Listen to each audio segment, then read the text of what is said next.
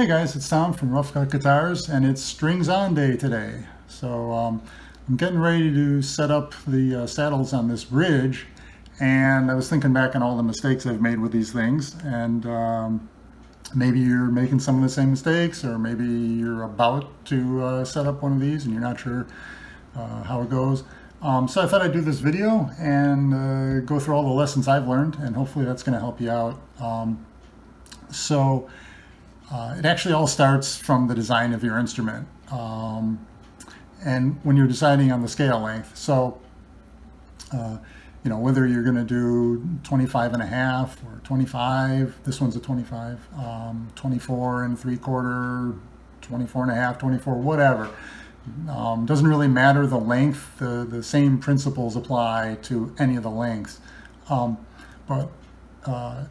When you're going to set up the instrument, first thing you got to think about is how many strings do you have, because that scale length, that number, that measurement, that 25 and a half inch or 25 inch, whatever, that refers to the top E string on a 6-string guitar. So the treble string, the thinnest string. So what you got to think about is if you're doing a 4-string, for example, like this, and I'm doing GD, GB tuning. So I've taken the middle 4 strings of a set. So that means really it's an A string tuned down to G. Then you got your regular D, G, B strings. The thing you have to think about is that the heavier diameter, the thicker the diameter, the further back your length goes. So the longer you're setting the intonation. And that's why when you look at, on acoustic guitars, it's most obvious. When you're looking at an acoustic guitar and you see that bone saddle usually, or whatever, it's a straight bar. It might be compensated for the length. You might have the G string is bounced back or something, but point being, you're going to notice it's always on an angle like this. And if you look really closely at electric guitars, you're going to notice the saddles also are going back on an angle back as you go to the heavier strings, the thicker diameter strings. And that's the reason why, because the thicker diameter, the longer you need to make your length. So that 25 inch, for example, that refers to the E string. Well, you don't have it here. You've got the B, which is a little bit heavier. So right away, you know that if you're going to do a 3 or 4-string instrument, you want to place your bridge a little bit further back than that marked scale length, that 25 inch. Now, of course, these are adjustable up to a point. But depending on how you mount your strings, now for example, this model, the strings mount through the bottom. So in this case, I've got my mounting holes here, and then through the body and out the top of the bridge. Some models, this one doesn't have it, but some models have string mounting holes on the back as well, which is a nice feature. Gives you the flexibility of not having to go through the box. But anyway, if you are going through the box, you got to remember you're going to be drilling your holes for your strings through the box. And you want to get those holes pretty much where they should be. If you get those holes too far forward, so for example, if you follow that 25 inch mark and you drill your holes at the 25 inch mark, you're going to have to pull these saddles back so far when you set your intonation that the string angle is going to break all the way back and then, of course, over the top again. And you're creating a really sharp multiple bend on that string, right? So you'd be bending the string from about here back to your saddle and then out front again. Not good. I mean, you want a fairly direct path with a nice break angle to put tension on that string, but you don't want to be doing an S curve. And I've also had it where, depending on if you're going to put on heavier strings especially, when you're looking at the bottom string, your heaviest wound string, I've had it where I've had to back that saddle all the way back up against the plate. And that's it. That's as far as it goes, right?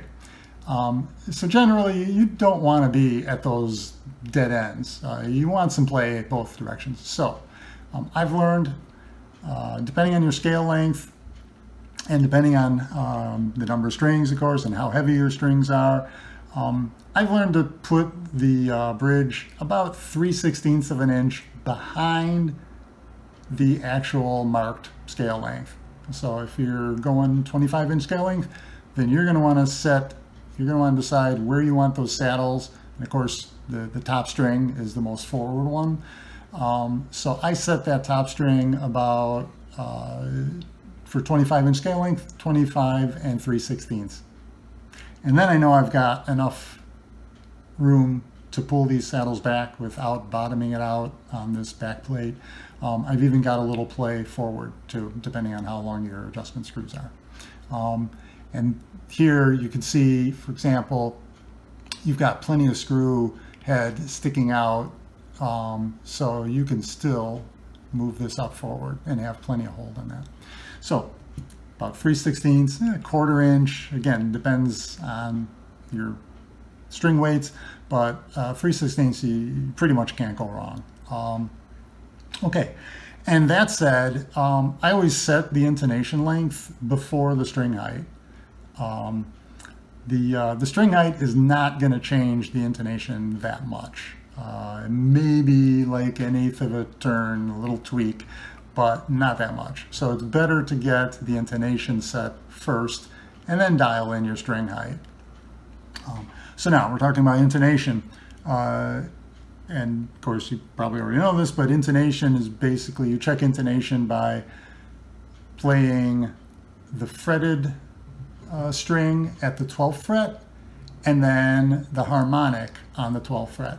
And those should match. They should be the same tone if your intonation is proper. So this one I've already set up on the, I'm going GD, GB. So this B string, I've already set it up. So I'm going to start by playing the harmonic, and then I'll play the fretted note, okay? So you can hear it. So here we go. Harmonic, fretted note. I'll do it again. Harmonic, fretted note. That's pretty good. I'm happy with that. I can stop right there and get to playing. Now the next string down here,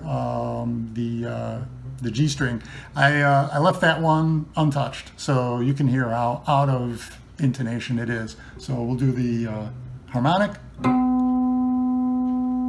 and the fretted. So you can hear it's a little bit sharp.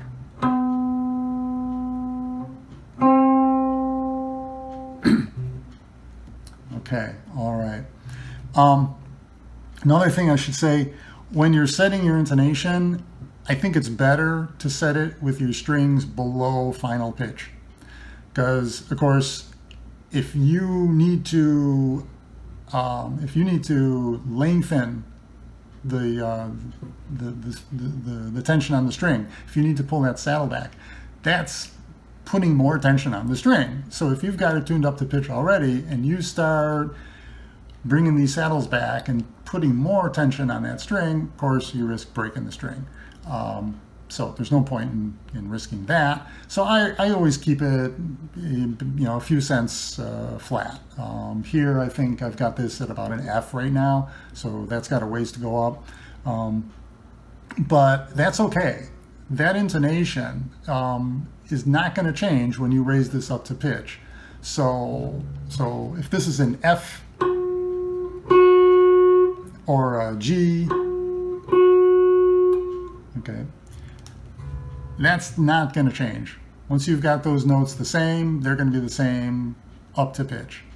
So again, I think it's just a good idea. Go a little bit slack on the string when you're setting it up. Okay, all right. So we know this string is a little bit sharp. So a good rule of thumb is if the fretted note is flat compared to the harmonic, you want to move the saddle forward. So that's an easy one to remember. Fretted, flat, forward. So of course the opposite is true. If your fretted note is sharp compared to the harmonic, then you're going to want to back that saddle up. You're going to want to move it back. So again,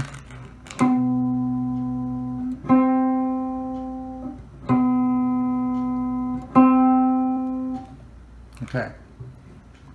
So of course that means you're going to need to tighten the screw. That's going to bring the saddle back. That's going to put more tension on that string, and you're going to get that string closer to intonation. So here we go. When you're starting out doing this, I think it's a good idea to count your turns and listen to the amount of change you get in intonation for the turn until you get a feel for it, and then you can pretty much, you're going to need a full turn or a half turn or a quarter turn or whatever. But here I'm going to do, just to show you the difference, I'm going to do a half turn just so you can see what that does to the string. Okay, so one more time.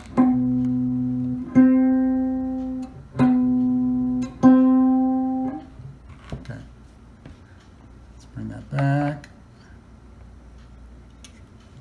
So we're going to go a half turn.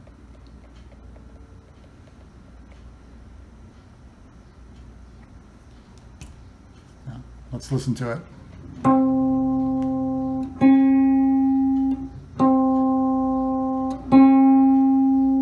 Okay, still a little bit sharp. You also notice that the pitch of the string is raising up, right? Because you're increasing the tension on that string. You're pulling that point of tension back. So you're basically stretching on that string. Okay. Now we're going to go another half turn. And see what we get there. Getting close. I'm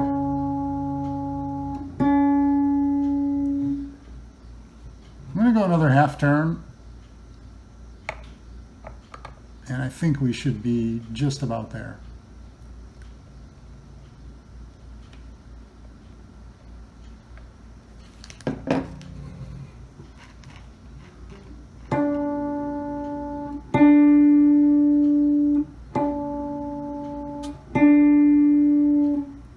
Yeah, really close. Maybe a quarter turn or so, and I think we should be there.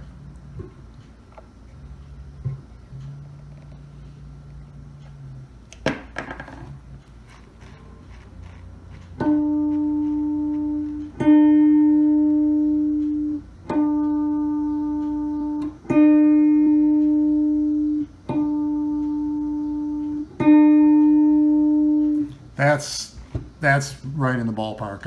I'd be pretty happy with that and continue on to the next strings before I worry about making any tweaks. Of course, these are fresh strings and they're still stretching out. So you know how that goes. You know, you get the strings on, you tune it up, and 30 seconds later it's slacking out of tune again. So I'm going to have to pre-stretch the strings, bring it up to tune, pre-stretch, bring it up to tune, all that fun stuff. But right there, that tells me I'm good to go on that string. I can move on to the next ones. Then I'll go back in, I'll start stretching and getting out to the final pitch. So that's about it. Hope that clears up any uncertainty or confusion you might have had. And see you next time. Thanks, bye.